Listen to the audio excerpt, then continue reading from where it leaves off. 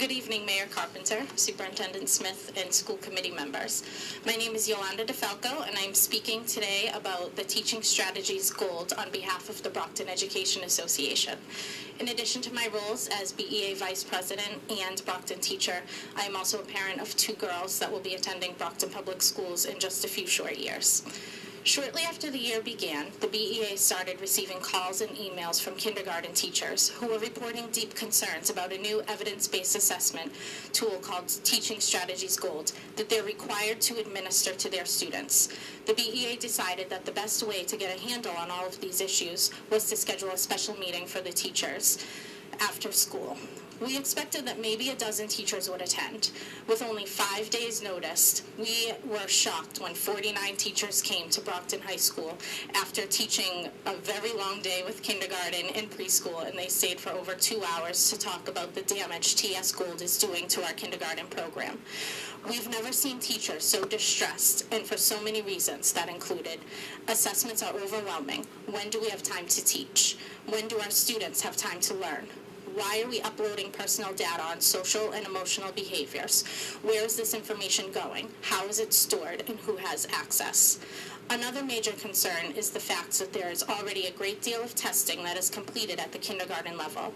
These include math and ELA benchmark assessments, STAR testing beginning in January, and informal report card assessments. For our SEI teachers and those ISEI teachers with English language learners, they are also administering a one-on-one WIDA access assessment that can last up to 45 minutes per student. These assessments, in addition to Gold, are hindering quality instruction time. And while we are extremely grateful that Superintendent Smith, along with Central Administration, has worked alongside with Kim Gibson and a few other teachers in the district, they made some changes to the TSG requirements, as well as giving the teachers a full day to upload. We know you did not have to do that. We very much appreciate that. However, the issue still remains that TS Gold and other assessments take time away from teaching. Additionally, the workload has and will continue to increase, especially when 10 domains instead of 2 are required. Gold states that its primary purposes are to observe and document development and learning, support, guide, and inform planning and instruction, identify children that may benefit from additional help, and to communicate with families. Reading that list sounds all-encompassing and inclusive of great teaching methods. Well, our teachers have already been doing all of the above and more. Brockton prides itself on its wonderful teaching staff.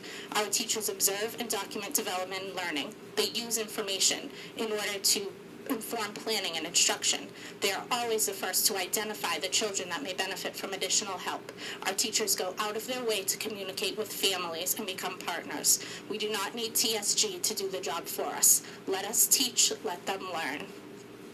As a mother, it concerns me that my girls will go to school where so much formal assessing takes place, to take so much time away from their learning. Teachers should be spending time conversing with my children, teaching them in small groups, reading stories, playing games, and letting them be kids, not assessing, observing, and clicking.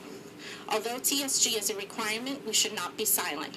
We are asking the superintendent and school committee to join with the BEA in writing a letter to the Department and Board of Elementary and Secondary Education protesting this grant requirement. Thank you.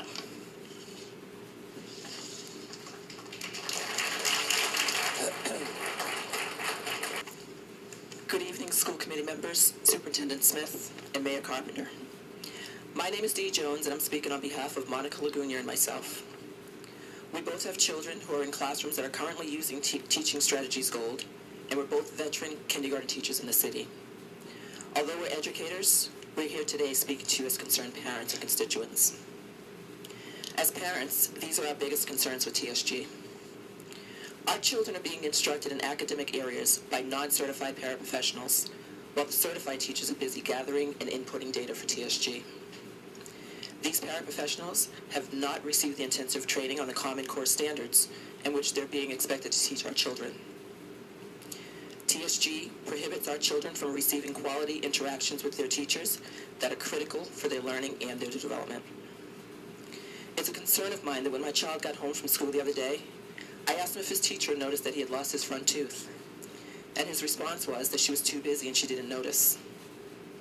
Losing a tooth at the age of 5 is a major milestone, And the fact that his teacher is too consumed with an assessment tool to make a personal connection with my son, it's upsetting. With the classroom teacher not directly instructing students and giving remediation and/or enrichment when needed, how is my child going to reach his potential and be prepared for future grade levels?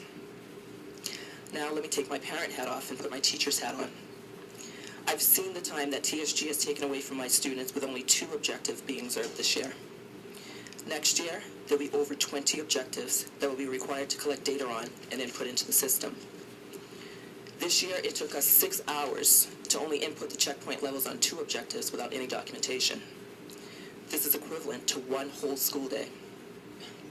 Do parents really want us to spend days away from their child inputting data versus instructing their child on kindergarten standards? I can easily share students' work and speak one-on-one with parents. It's called parent-teacher conferences. Educators know how to assess the whole child. We do it every day. We don't need gold to make people believe that this is assessing areas that we didn't assess before. Gold can limit what we can assess because it's so time-consuming that we may have little time to assess other things that we need to find out about our students. As educated parents, we received the TSG printout last year from our children's teachers. The information given was overwhelming and confusing to both of us. It didn't give us any useful information that we didn't already know about our own children. Please let the teachers teach and let my children learn. Thank you for listening, and thank you for your time. As a kindergarten teacher, I am extremely frustrated by yet another cumbersome assessment. I speak for myself as well as my colleagues. This is just too much. TSG requires an enormous amount of observing, documenting, and reporting on each student. We are concerned about the time it takes away from our students. We are concerned about how this will disrupt the focus and flow of our classrooms. We are concerned about spending time collecting data that does not drive our instruction, nor does it coincide with our Common Core standards. We are concerned about the daunting task of well over 50 dimensions required for each checkpoint. We are concerned that our data doesn't benefit next year's teacher, just as the preschool data did not benefit us in our instruction this September. We are concerned about how this will affect our students' learning, as so much of our classroom time is spent compiling information for the objectives and dimensions of TSG and not teaching. We are concerned that our parents are not aware of the time this will be taking away from their child's instruction. We are concerned that we are losing valuable teaching time. We all entered teaching because we love kids and love to teach. We feel that TSG prevents us from doing this. As a kindergarten teacher, our goal is to get our students ready for the rigors of first grade. We are asking that we be allowed to do just that. Let us teach, let them learn. Thank you. When you look at the teaching strategies gold, one of the things that came across loud and clear is our teachers know how to teach best. They know how to spend time with our youngsters. They're dealing with social, emotional issues of our students coming to school for the first time. When we actually took this project on and piloted the project, it really did translate into over $600,000 for our district. We have hired paraprofessionals to work with our kindergarten teachers in the classroom. I'll remind everybody about the large class sizes we have in our kindergarten classrooms. And one of the things that we again did, and it was very, very informative, I had certainly been hearing the rumblings for a while. And one of the things we did just about a month ago, we brought teachers in, teachers that piloted last year. We brought district administration. We sat with Kim Gibson in the union. And we came up with, at this point, a chance to take a look at what is feasible for us to do. We did take this money. There are some things that are expected by the district. But I assure everybody that we will continue to look at this to make sure that your main goal and your priority is to be able to teach those children every day. So, Deputy Superintendent Barry, you want to talk about this, and we'll reference a couple of things that was in the packet. We had that meeting, and although we did pilot within the district, and although Teaching Strategies Gold was something that was in all of the preschools, until we actually brought it to scale, I think that it was when we brought it to scale, we really got a sense for what the issues would be. Piloting something in small pockets, I don't think really prepared us. And so having that meeting with Kim and the others was hugely beneficial. And when we met to discuss the problems that teachers were having or the concerns that they had, our main objective was really to say, this is a grant requirement. This is part of the requirement related to accepting the quality full-day kindergarten grant money. And as Superintendent Smith said, that's how we pay for our paraprofessionals in kindergarten.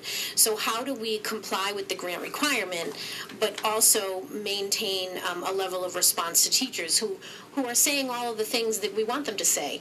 This is getting in the way of our instruction, and that's a problem. We also had teachers who, because they're so committed to their instruction, they were taking everything home on the weekends, and they were doing it then. That's not what we wanted, not what we intended. So listening to teachers' concerns and really being able to say, how do we comply with this mandate and still, in a way that's responsive to teachers. So we did give teachers additional time because we had that first checkpoint where all of the data has to be in by the 21st. And again, it's not a Brockton requirement, it's a state requirement. And then also thinking about ratings. The state is only looking for ratings, so there's a whole piece on uploading evidence, videos, anecdotal notes, all of that. And we heard from teachers who said, we already have all that information and we're really duplicating efforts. So we said if the ratings are all that the state is requiring, that's all we're going to require as well. I will tell you that this state mandate was in response to many districts across the state that do not have early indicators for success, and that is not the case in Brockton. We have formative assessment measures at the kindergarten level, and we have for quite some time. The other piece of correspondence that you have is a letter to families. We heard from parents that were very concerned about videos being uploaded, where do they go, that kind of thing. We felt very strongly that we weren't going to employ those kinds of things, and what we said was, if we're just going to focus on ratings, we don't need that kind of data uploaded into the system. It was funny, Friday we were at an urban superintendent's meeting, and someone from the state said, so what's going on? Anything that I should, hear a little bit more about? So I said, yeah. So we talked a lot about Teaching Strategies Gold. Folks at the state level need to know that this is a huge undertaking and that there are districts that already have systems in place, so they're not seeing the benefit. Years ago, the Quality Full-Day Kindergarten Grant was the grant that we utilized to get full-day kindergarten across the district when we didn't have it. The grant funds have diminished. The requirements have become greater. We are not the only urban district questioning it. Last year, we had a presentation by the DESE on this, and there were other districts that were farther along than we were, and we're already pushing back on a number of these requirements. I thank Kim and the BEA for working collaboratively at this point in time in what we can do with our little bit of pushback. And I do have to ask one question. When we had that meeting, one of the things that really resonated with me when you talk about the teachers entering these ratings, the data, how many clicks did we come up with? I mean, it was over 1,000. I mean, think about being at a computer entering information. Yeah. And that's just 2 domains, and so make that scale to 10. This is a concern, and I mean, we are going to have to continue to have conversations about how we support teachers in complying with this mandate, and we'll do the best we can. I don't want teachers taking it home on the weekends, and I don't want teachers doing that in the corner while the kids should be learning from them.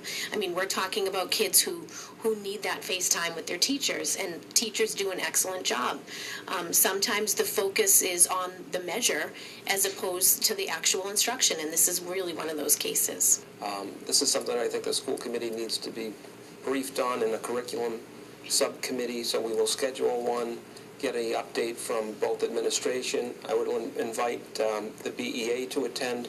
I even see my friend Jackie McDonough here, so I would invite Jackie to come from the MTA's perspective. Hi, Jackie. So that way we can get up to speed on what's going on, because to be quite honest with you, this was really the first time I had heard that there is this type of an issue. And then we can see, get educated as a committee, and then if there's something proactive that we can do in terms of advocating or letter writing or what have you, if it's hindering our teaching and learning, if it's hindering an obstacle for our kindergarten students, this is what this body is meant to be, basically to advocate on behalf of our district. The one-size-fits-all, which just kind of fits into where programs that come down, whether it be from the federal or state people, when they present the programs to us, it's kind of across the board to all school systems within a state or to the district as a whole, where it doesn't really fit all, yet that's what we have to deal with. And at some point, maybe we need to go back, and I think you're talking about this in a way, to point that out, that urban are different from suburban and from rural. There are some differences, some real differences, and by putting down programs across the board for everybody to fit, as you brought up, if we've gone through these steps already, why report them again? Why do we, have to do that if we can show these are things that we have done? There's 38 objectives organized into 9 different areas of development. The objectives are mind-boggling, the amount of data that a teacher has to put in: eating and drinking, toileting, dressing, personal safety. Comments, evidence. That's objective 1. I just can't imagine if a teacher has 25 kids in a classroom. You're not talking a few clicks, you're talking thousands and thousands of clicks. I don't do thousands of clicks in a day, and I work on a computer, and I don't interact with people. So how does a teacher teach if they're spending most of their time sitting on a computer? It's concerning. I'm concerned with the teacher's time is just being consumed by this. I know we're kind of stuck with mandates, and we took that, but anything we can do to help mitigate some of the time these teachers are spending, this to me is just, it's a lot of data. And I am concerned too about we're not taking photos and videos, but we are capturing data, and we have to be very cognizant of how we're storing that data, where that data is being used, who's getting that data. Are they requiring us to deliver that data to them? I don't want my kids' toileting process being, given to the state or the federal government. Maybe that's just me. I don't think it's their business. But I would encourage anything we can do to help fix this a little bit for our teachers. I think that one of the concerns I have in general with accepting grants is that whoever's holding the purse strings has a lot to say about how the monies are spent, and like you said, it's a blanket approach for very different districts to implement this type of funding and these mandates. And I think we just have to be cognizant of that when we accept these grants. But how can we walk away from $600,000? And they know that. So I agree that we do need to continue to advocate. I do have a question on the assessments, though. We have our own in-house assessments that we do now. Yes, we do. Is there, have you thought about possibly replacing some of our assessments with what's required here, so we're not doing so much duplication? If we are required to do these assessments as part of the grant, is there value in some of these assessments that we can replace some of what we're doing? The only concern that I would have is that the assessments that we have are aligned. These assessments in Teaching Strategies Gold are not aligned, and so it would just be something that I would want to be careful of. Right. The danger here is that implementing Teaching Strategies Gold will cause some people to say, well, we have all these other assessments too. I feel like the shame would be is if we had to take out some of those assessments to make a more manageable situation for this assessment. Yeah. Whereas I think what we probably need to do, the conversation really needs to be more about, are we finding value in TSG, or were we okay without it? And I really think that in a lot of ways we were. Okay. Yeah. I tend to agree with that, but can we be okay without the funding? Yeah. That's the $600,000 Right. question.